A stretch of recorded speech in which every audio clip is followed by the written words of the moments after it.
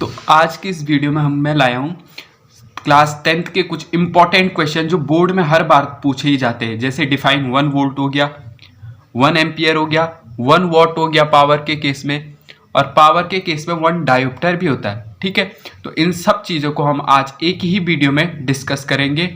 तो देखते रहिए, वीडियो को एंड तक देखना ताकि आपका ये क्वेश्चन, इस पर ये डाउट क्लियर हो जाए। ठीक है, ये क्वेश्चन आपको आ जाए एग्जाम में। तो देखिए, क्वेश्चन नंबर फर्स्ट सॉल्व करेंगे। तो जैसे है डिफाइन 1 वोल्ट, तो 1 वोल्ट को डिफाइन कैसे करते हैं। तो सबसे पहले आपको पता होना चाहिए कि वोल्ट की यूनिट क्या हो। वोल्ट किसकी यूनिट है? वोल्ट होती है हमारी पोटेंशियल डिफरेंस की यूनिट। किसकी? पोटेंशियल डिफरेंस की यूनिट। और पोटेंशियल डिफरेंस क्या होता है? पोटेंशियल डिफरेंस, अगर कोई कंडक्टर है, ये माने ये कोई कंडक्टर है, ठीक है, इससे क्या हो रहा है? करंट फ्लो हो रहा है।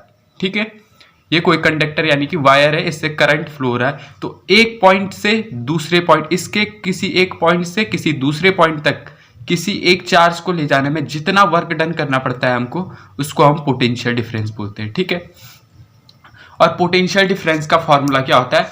वो होता है हमारा V is equal to W upon Q. ठीक है, work done per unit charge क्या होता है? पोटेंशियल डिफरेंस होता है। अब अगर इसको हमको डिफाइन करना है, इस 1 वोल्ट, अगर पोटेंशियल डिफरेंस की वैल्यू 1 वोल्ट कब होगी? अगर हम क्या कर दें, वर्क डन को और चार्ज को यूनिट रख दें। ठीक है, 1 वर्क डन और चार्ज की वैल्यू को 1 रख दें। यानी कि अगर वर्क को हम अगर 1 जूल रख दें यहाँ पर, अपॉन चार्ज को 1 कूलम रख दें, तो हमारे पास V क्या आ जाएगा? V इज इक्वल टू 1/1, यानी कि V क्या आ जाएगा? 1 वोल्ट आ जाएगा। अगर आपको कभी भी ऐसा क्वेश्चन पूछे 1 वोल्ट, 1 एम्पियर, 1 ओम, तो क्या कर दो उसके फॉर्मूले में।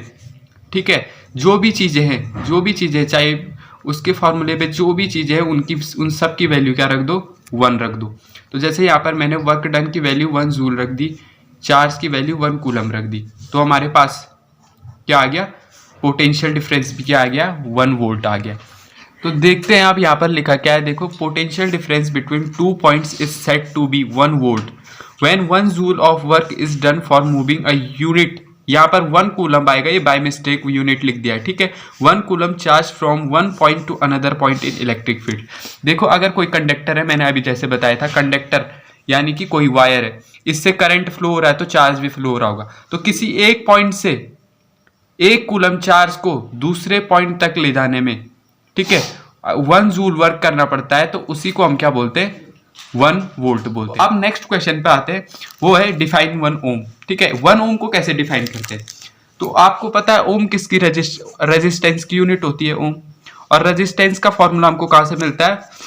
वो मिलता है ओम्स लॉ से।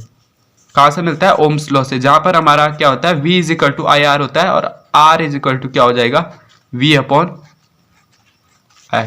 और मैंने क्या बोला था? अगर किसी की वैल्यू 1 निकालनी है, अगर 1 ओम पूछे यहाँ पर रेजिस्टेंस, तो इसको भी 1 कर दो ऊपर, और करंट को भी क्या कर दो? 1 कर दो। यानी कि पोटेंशियल डिफरेंस को 1 वोल्ट कर दो और करंट को क्या कर दो? 1 एम्पियर कर दो, तो अपना आप ही रेजिस्टेंस की वैल्यू क्या आ जाएगी? 1 ओम आ जाएगी। ठीक है, तो अब यहां पर लिखा क्या है? 1 ohm is equal to the resistance of a conductor through which a current of 1 ampere flows. ठीक है, जहां से करंट कितना? 1 एम्पियर फ्लो होता है when a potential difference of 1 volt is applied to it. ठीक है, किसी कंडक्टर से अगर 1 एम्पियर करंट फ्लो होता है, और इस पोटेंशियल डिफरेंस क्या है? 2 एंड्स के बीच में कितना है? 1 वोल्ट है, तो उस केस में हमारा रेजिस्टेंस क्या हो जाता है? हमेशा 1 ओम हो जाता है। ठीक है, आपको इस सेकंड क्वेश्चन भी समझ में आ गया होगा। अब आते हैं अपने तीसरे क्वेश्चन की तरफ, जो है हमारा 1 डायोप्टर। गाइस, अब हम करेंगे अपना नेक्स्ट क्वेश्चन, जो है डिफाइन 1 डायोप्टर। देखो, तो डायोप्टर की यूनिट क्या होती है? डायोप्टर किसकी यूनिट होती है? सॉरी, डायोप्टर होती है पावर की यूनिट। ठीक है, पावर वो भी कौन से में? लेंस में। और एक पावर होती है इलेक्ट्रिसिटी में, उसकी यूनिट वॉट होती है। उसके बारे में हम इसके बात करेंगे डिस्कस। तो सबसे पहले ये देखते हैं कि 1 डायोप्टर को कैसे डिफाइन करते हैं। तो देखो, 1 dioptre of power is of a lens is defined as the power of lens of focal length 1 metre. तो सबसे पहले तो आपको पावर का फॉर्मूला आना होना चाहिए। पावर क्या होता है? लेंस का वो होता है 1 अपॉन उसकी फोकल लेंथ। ठीक है, reciprocal of focal length he power होता है। तो मैंने क्या बोला था?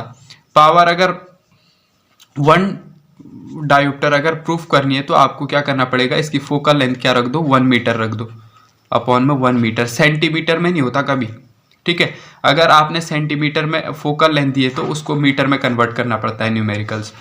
तो हमेशा फोकल लेंथ किस में होती है, मीटर में होती है। तो 1/1 मीटर क्या होता है, यानी कि पावर आ जाएगी 1/1 मीटर हमेशा डायोप्टर होता है, 1 डायोप्टर, ठीक है। तो पावर 1 डायोप्टर कब होगी, अगर किसी लेंस की फोकल लेंथ को 1 मीटर कर दे तो उसकी पावर क्या हो जाती है, 1 डायोप्टर हो जाती है, ठीक है। अब आते हैं हम अपने नेक्स्ट क्वेश्चन पे। तो देखो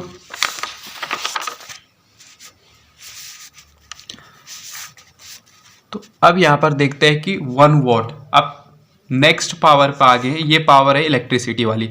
तो पावर क्या होता है, इस केस में पावर होता है हमारा वर्क अपॉन टाइम, ठीक है, वर्क अपॉन टाइम होता है। अब मैंने बोला था जो भी फॉर्मूले में दिए है उनकी वैल्यू 1 रख दो, वर्क को क्या रख दोगे, 1 जूल रख दोगे, और टाइम को क्या रख दोगे, 1 सेकेंड रख दोगे, ठीक है।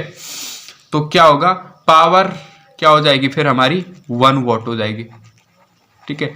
अगर हम वर्क को क्या कर दे, 1 जूल कर दे, और टाइम को 1 सेकेंड रख दे, तो पावर हमारी 1 वॉट हो जाती है। अब पढ़ते हैं, जैसे देखो, a body is said to have 1 watt of power, किसी बॉडी की पावर, ठीक है, 1 वॉट कब होगी, if it can perform 1 joule work, अगर वो क्या करे, 1 जूल वर्क करे ऑफ वर्क इन 1 सेकेंड, और 1 सेकेंड में करे, 1 जूल ऑफ वर्क करे और 1 सेकेंड में करे, तो पावर क्या हो जाएगी, 1 वॉट हो जाएगी, ठीक है।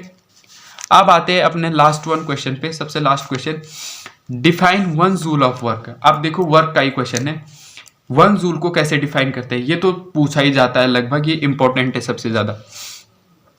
तो वर्क, सबसे पहले वर्क का फॉर्मूला याद होना चाहिए, ठीक है।